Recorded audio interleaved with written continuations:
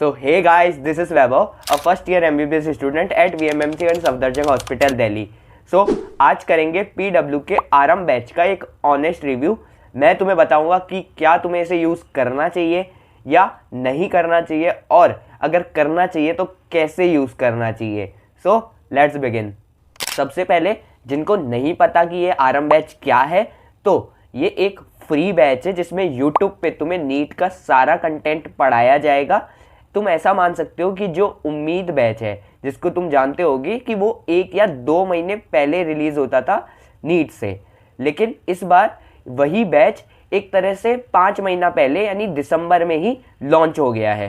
तो ये चीज़ अच्छी होगी तुम्हारे लिए। अगर तुम अभी ही अपनी प्रिपरेशन शुरू कर रहे हो तो तुम्हें ज़्यादा टाइम मिलेगा अपने उन वन शॉट्स को कवर करने के लिए और फिर उनको रिवाइज करने के लिए भी।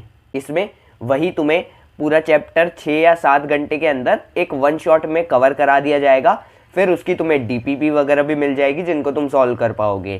तो इसे यूज़ कैसे करना है, उसके लिए मैं इस वीडियो को 3 पार्ट्स में डिवाइड कर रहा हूँ। 3 पार्ट्स में 3 अलग अलग कैटेगरी के एस्पिरेंट्स होंगे। फर्स्ट कैटेगरी होगी कि अगर तुमने अभी तक अपनी प्रिपरेशन शुरू ही नहीं की है, और या फिर तुमने अभी तक बस 5 से 10% सिलेबस कंप्लीट किया है और तुम अपनी प्रिपरेशन अब शुरू करना चाहते हो या उसको अच्छे से पेस करना चाहते हो, तो तुम्हें क्या करना चाहिए उसको फर्स्ट कैटेगरी में डिस्कस करेंगे। सेकंड कैटेगरी में हम डिस्कस करेंगे कि तुमने अपना सिलेबस कंप्लीट तो कर लिया है या तुम कंप्लीट करने ही वाले हो, बट असलियत में तुम्हें कुछ भी नहीं आ रहा है। तुम्हें जो तुमने पहले पढ़ा था उसमें तुम्हें बहुत टाइम हो गया है, तुमने उसको अच्छे से रिवाइज नहीं किया है, तुम रिवाइज नहीं कर पाए हो, या फिर तुमने रिवाइज तो किया था लेकिन उस रिवीजन को भी बहुत टाइम हो चुका है और अब तक वो तुम्हारे दिमाग से पूरा साफ हो चुका है।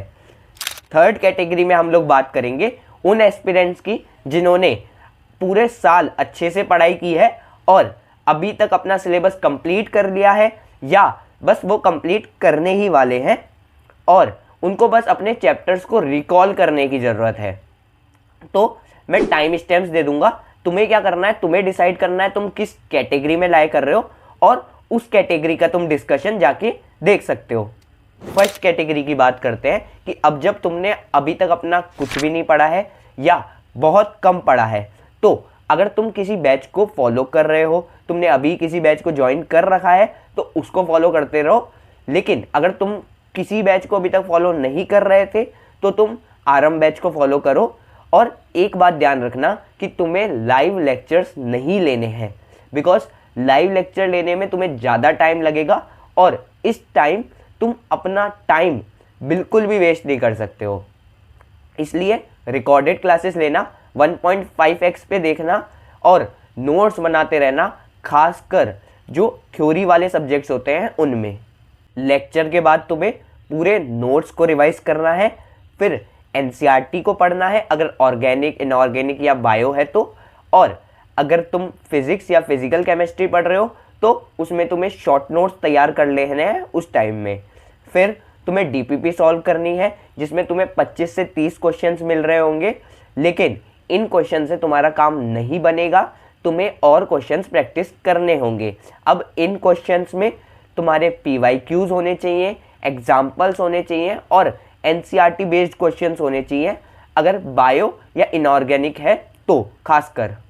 इसके बाद जो भी तुम्हें टाइम मिले उसमें तुम्हें वो रिवाइज करना है जो तुमने पिछले दिन पढ़ा था। फिर उसके बाद जब तुम नेक्स्ट लेक्चर लेने जाओगे अगले दिन, उससे पहले भी एक बारी जो तुमने पिछले दिन पढ़ा था उसको रिवाइज कर लेना। तो इस तरह से तुम उसी वीक में टोटल 3 बार अपने उस चैप्टर को रिवाइज कर चुके होगे। और फिर संडे को तुम्हें क्या करना है, संडे को तुम्हें 3 काम करने होंगे। जो भी तुम्हारा रह गया होगा पूरे वीक में उसको कंप्लीट करना है। दूसरा तुम्हें ये करना है कि तुम्हें पूरे जो भी चैप्टर्स हैं, जितने भी चैप्टर्स तुमने वीक में पढ़े, उन सबको एक बारी गो थ्रू करना है। तो इस तरह से तुम्हारा 4th रिवीजन हो चुका होगा। और तीसरी चीज़ जो तुम्हें करनी है वो उन सभी चैप्टर्स का तुम्हें टेस्ट देना है। तो अब बात करते हैं कि अगर तुम सेकंड कैटेगरी में लाए कर रहे हो तो तुम्हें ऐसे कैसे यूज़ करना है। अब इसमें एक प्रॉब्लम ये आती है कि कई बार होता है कि हम इस कैटेगरी में लाए नहीं कर रहे होते, बट फिर भी हमें लगता है कि जो भी पहले का पढ़ा है सब भूल चुका हूँ यार, कुछ भी मुझे नहीं आता है, फिर हम सोचने लगते हैं कि हाँ बस हम इसी कैटेगरी में लाए कर रहे हैं। तो इसके लिए तुम्हें क्या करना है, तुम्हें एक लिस्ट तैयार करनी है जिसमें तुम्हें लिखना है कि ऐसे कौन से चैप्टर्स हैं जो तुम्हें आते हैं या तुम्हें बस थोड़े से अच्छे रिवीजन की ज़रूरत है, और क्या ऐसे चैप्टर्स हैं जो तुम्हें बिल्कुल भी नहीं आते और उसे तुम्हें कहीं ना कहीं से पढ़ना ही पड़ेगा। तो जो दूसरे वाले चैप्टर्स हों सिर्फ उन्हीं को तुम आरंभ बैच से पढ़ो, 1.5x पे पढ़ना और रिकॉर्डेड लेक्चर ही लेना उसका भी, ठीक है। और उसके बाद उसके नोट्स रिवाइज करना, फिर एनसीईआरटी पढ़ना, फिर डीपीपी लगाना, और फिर जिस तरह से तुम अपने क्वेश्चन प्रैक्टिस करते हो वैसे क्वेश्चन प्रैक्टिस करना, ठीक है। और जो फर्स्ट कैटेगरी वाले चैप्टर्स हैं उनको तुम खुद अपने नोट्स और एनसीईआरटी से पढ़ो। उसके बाद जिस टॉपिक में तुम्हें दिक्कत आ रही हो या तुम्हें लग रहा हो कि ये कंसेप्ट मैं बार बार भूल जाता हूँ या मुझे अच्छे से समझ नहीं आ रहा, उस पर्टिकुलर टॉपिक को तुम आरंभ बैच से जाके पढ़ो और एज अ रिजल्ट वो भी तुम्हारा रिवाइज हो जाएगा, एंड दैट्स इट। अब बात करते हैं थर्ड कैटेगरी की। अब अगर तुम्हें सिर्फ चैप्टर्स को रिकॉल करना है तो मैं सजेस्ट करूंगा कि तुम एनसीईआरटी और नोट्स से ही रिवाइज करो और इस बैच को फॉलो मत करो, बिकॉज अगर तुम फोमो के चक्कर में इस बैच को भी फॉलो करोगे तो अगर तुम्हें कुछ एक्स्ट्रा नज़र आएगा तो तुम्हें क्या लगेगा कि यार मेरे नोट्स तो सिग्निफिकेंट नहीं है, मेरे नोट्स मेरे लिए सफिशिएंट नहीं है, और कहीं ना कहीं वो तुम्हारे लिए कम है।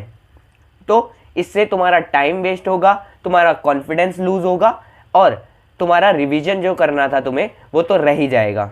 इसलिए अपने नोट्स और एनसीईआरटी से पढ़ना ही प्रेफर करो, अनलेस तुम्हें कोई ऐसा टॉपिक नज़र आता है जो तुम्हें लगता है कि मुझे बिल्कुल समझ नहीं आ रहा, इसमें बहुत दिक्कत आ रही है, तो वो टॉपिक तुम जाके उस लेक्चर से पढ़ सकते हो, ठीक है।